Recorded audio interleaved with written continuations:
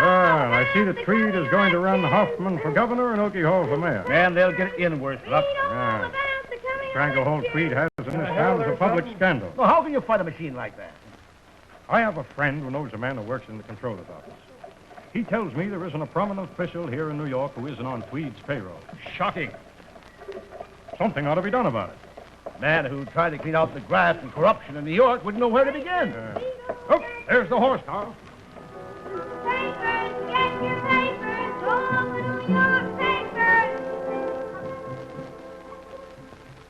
Well, I've talked to all the boys. I figure we're short. Aren't the election officers solid? I always say an election officer well in hand is worth a score of voters on the half shell. But we've got to have enough votes to make it look good. You worry too much. So long as Bill Tweed is on the job, the election's ours. What do you say, Bill? How many votes do you need for a safe margin? About 60,000. Well, I want 60,000 immigrants delivered to Judge Compton in batches of 150. I want them naturalized and voted the straight ticket. Well, he'll have to sign all those papers. Well, he can sign day and night from now to election. But there's another reason I asked you boys to come here. Jim O'Brien's making trouble. Don't tell me he wants to set up in business for himself. Well, he doesn't go as far as that yet. All he wants is $250,000. $250,000. I always said that Sheriff O'Brien wasn't honest after all you've done for him. Why, I can remember Jim O'Brien when he was nothing but a bartender in a low groggery. You can't blame a man for getting ambitious. Of course, you won't let him get away with it. No one gets away with anything while I run Tammany Hall. I expect you boys to back me up when he comes here this afternoon. Sure. You're the boss. How about you, Okie? Listen, I have been visited by the Muse. A tribute to our enemies, the forces of reform. Shall I read it, eh? Go ahead. I thank the Lord, the sun and moon are both stuck up on high, that no presumptuous hand may reach and pluck them from the sky. If they were not, I do believe that some reforming act would recommend to take them down and light the world with gas. Bravo, Okie, bravo. You're clapping, okay? How about a drink on that, a toast? Who'll compose a good toast? What would be Down with reform. No. A solid mayor, a solid board of aldermen, and a solid governor. No. What would be to addition, division, and styling? That's a good one, Okie. I hereby appoint you Port Laureate of the Ring. And you are the most splendid patron a poet ever had. To Bill, the Lorenzo de Medici of the Ring. Well, thank you, Okie. Thank you. You see, boys, it does take a strong hand. We've got all sorts of people in New York, all sorts of nationalities, races, factions. They're all split up, and they don't know what's good for them. Yes, sir, it takes a strong hand, or the whole place would be in one bloody mess. Now, I came up the hard way, and I proved I can do it. Now, if I take my cut and look after my friends, why, it's due me. Oh, they can cuss out the Ring all they want, those finicky reformers. But all it means is that they're fit to bust with envy and spite because Boss Tweed is a bigger man than they are. Isn't that true, boys, huh? There's a saying, the bigger they are, the harder they fall, Bill. Well, glad you haven't lost your sense of humor, Jim. You sent for me. I did. You mind if I sit down? No, go ahead. Pour yourself a drink if you like. Thank you.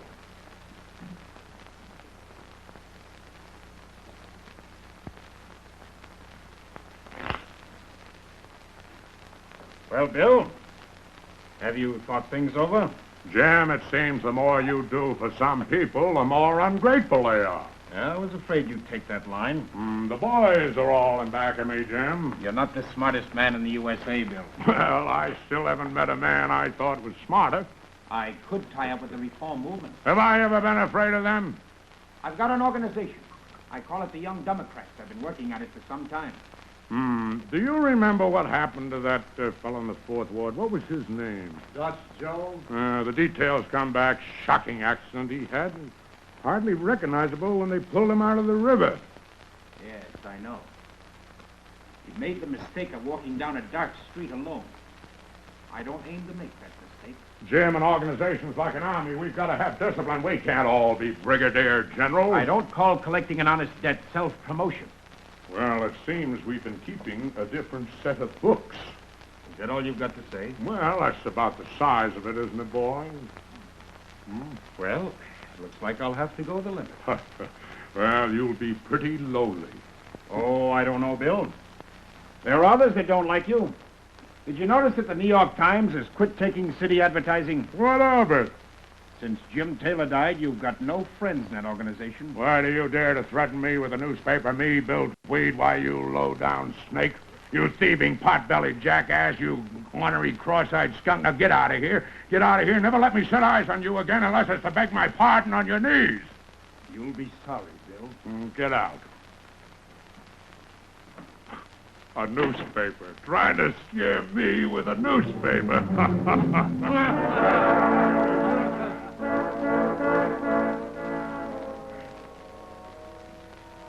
A newspaper.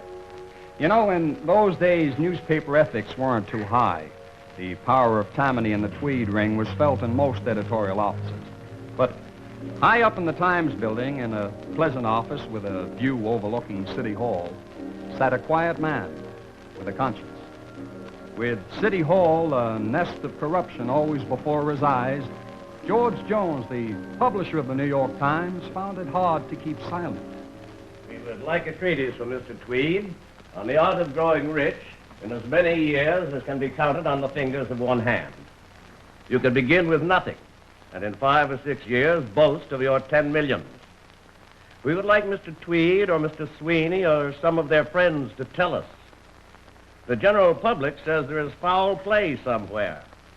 They are under the impression that monstrous abuses of their funds, corrupt bargains with railroad shoppers, outrageous plots to swindle the general community account for these fortunes. I made it pretty strong. I'd like to make it stronger. We have no direct proof.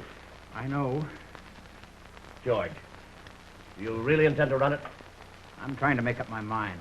You have only 30% of the Times stock. If anyone else gets hold of the rest... I'm licked, if they do. Every other paper has dodged the issue. Do you believe that a newspaper has a responsibility to its readers? Of course. If this thing we call democracy is more than a word, then no man should be allowed to make a mockery of elections. The citizens don't seem to want to do anything about it. It's human to be lazy.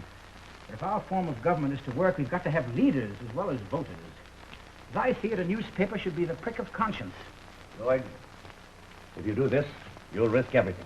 It makes my blood boil to see those fellows swaggering in and out of City Hall, getting fatter and richer and more shameless day by day. Well, then why don't you move your desk to another part of the office?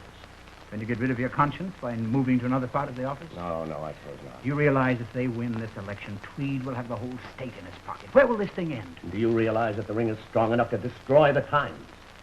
Back in Vermont, where I come from, a man who didn't dare say what he thought would be considered the meanest kind of coward. All right, George. I'll risk it if you will. Then we'll print it. And put in a good stiff paragraph demanding a public audit of the city's books. By a reputable firm of accountants. I feel better now. Let's go whole hog. End it with this sentence. We are prepared to fight the ring until we have brought it to the ruin and disgrace which we are quite sure will overtake it. Good boy, George. Only a newspaper. The ring wasn't frightened, but after all, it was an election year. It's just as well to keep up appearances. And the ring had good connections. Some of the silk-hatted money boys weren't above bending an elbow with Tweed and his henchmen. So Tweed got some of them together, a committee to inspect the city's accounts. One hand scratches the other. You know. Take a look at this, Mr. Penfield. Yes? Well, this seems to be quite in order. Would you care to see anything else? Oh, I don't think that'll be necessary. Then I suppose the committee would have no objection to signing this statement.